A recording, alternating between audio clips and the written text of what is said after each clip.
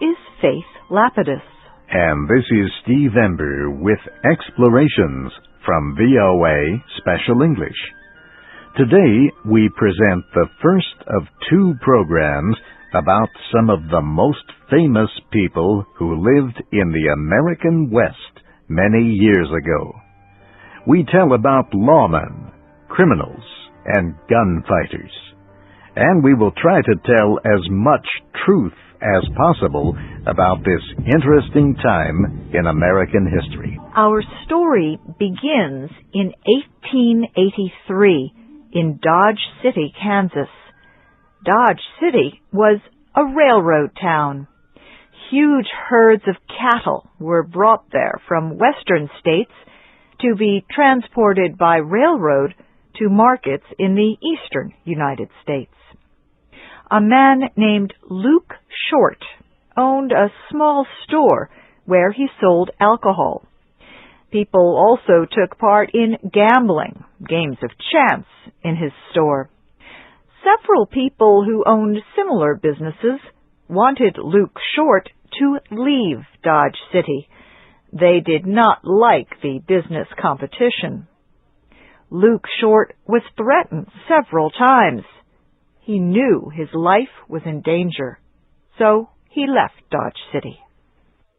Several weeks later, the people in Dodge City began to see something that frightened them. Strangers were entering the town. All of these men carried guns. The men said they were friends of Luke Short. They caused no trouble. A newspaper in Dodge City printed a story that identified the men. One of the first of these men to arrive was a former Dodge City lawman. His name was William Masterson. The newspaper said he was well known as an expert with guns and had killed several men. His friends called him Bat. Two other men arrived together. One was Wyatt Earp. He was a famous gunfighter from Tombstone in the Arizona Territory. He also was a former lawman who had killed men in gunfights. With him was his friend, a dentist, John Holliday, who also survived several shooting incidents. His friends called him Doc. About 12 other men also arrived in Dodge City to help Luke Short. They were not as famous as the three named in the newspaper, but they were also considered to be very dangerous.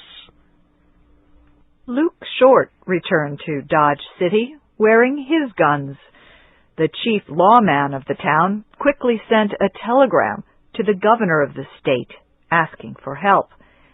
He was afraid a major civil war would begin in his town. The men who had forced Luke Short out of town decided to negotiate a settlement.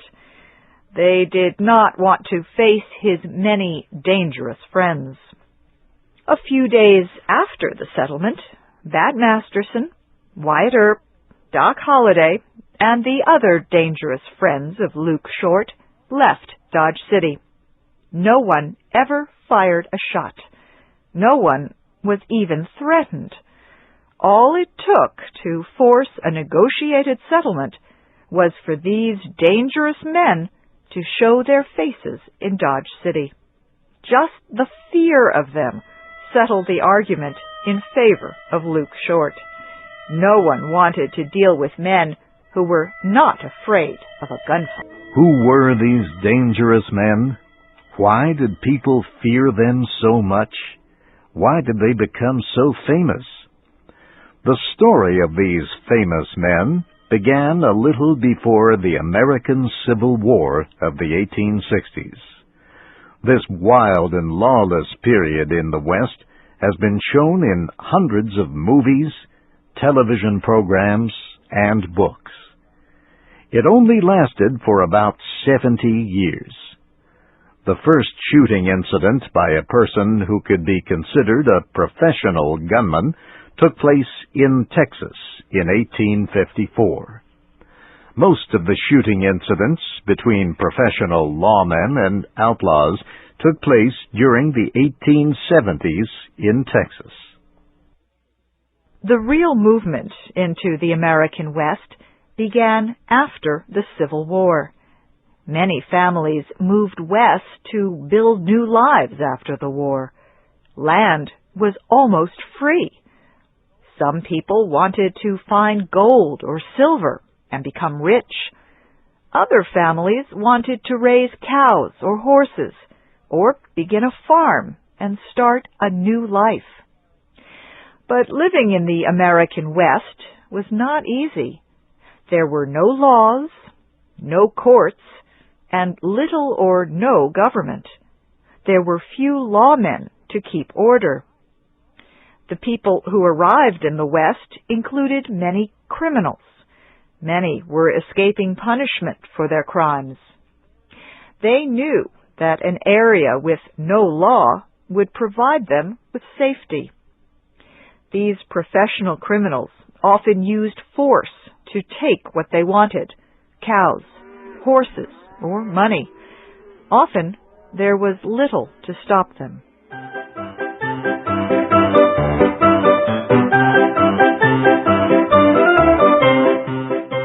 Honest people who moved to the West carried weapons to protect themselves and their property. These settlers began to build small towns when they found areas they liked.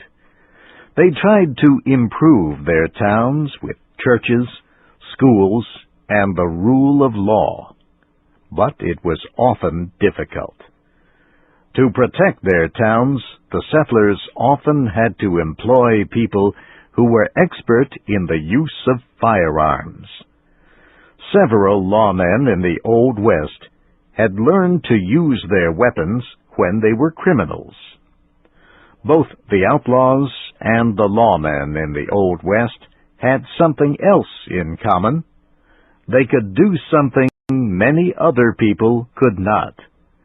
They were willing to risk their lives to enforce the law or to commit a crime, and they were willing to do this with a gun. A good example was a man named William Matthew Tillman. He was arrested 2 times and charged with stealing when he was a young man. However, he later became a Deputy United States Marshal, a law officer. On July 4th, 1888, a man named Ed Prather began shooting his gun in the street in Farmer City, Kansas. People ran away in fear. Tillman made him stop. Prather left the street angry and went into a drinking place. He began drinking alcohol and making threats. Later, Tillman went into the drinking place looking for Prather. Prather put his hand on the gun he was carrying. Tillman told him to move his hand away from the gun. When he did not obey, Bill Tillman pulled out his gun and shot Ed Prather 2 times. He died immediately. That was only one of the many times Bill Tillman used a gun as a law officer. He served in many other towns. Often, all he had to do was walk into a room to stop a fight. Outlaws feared and obeyed him. Most criminals stayed away from a town where Bill Tillman was the marshal. Bill Tillman was shot to death on November 1st, 1924. He was trying to arrest a man who had been drinking too much alcohol. He was 70 years old and still working as the marshal of Cromwell, Oklahoma. His life had lasted exactly the 70 years of the American Wild West. The famous American gunman named Wyatt Earp has been the subject of at least 4 major motion pictures, 1 television series, and many books. He served as a marshal in Tombstone, Arizona. He took part in one of the most famous gunfights in American history, the gunfight at the OK Corral. Wyatt Earp was once asked how to win a gunfight. He said a good gunfighter took his time. He said he had to go into action as quickly as possible, as fast as he could move. But then he should take his time with the shooting. He said a successful gunfighter could not let fear or anything else force him to shoot too soon and miss the target. Missing the target could get him killed. Wyatt Earp was very successful. He was only wounded once in a gunfight. He is one of the few successful gunfighters who lived to old age. He died in 1929. He was 81 years old. Experts on the American West often disagree about who were the most dangerous gunmen in that period of American history. Was it one of the famous lawmen? Was it Bill Tillman? Or perhaps Wyatt Earp? Or was it one of the outlaws? Maybe it was the famous bank robber Jesse James, or an extremely dangerous gunman named John Wesley Harden. Those questions will never truly be answered.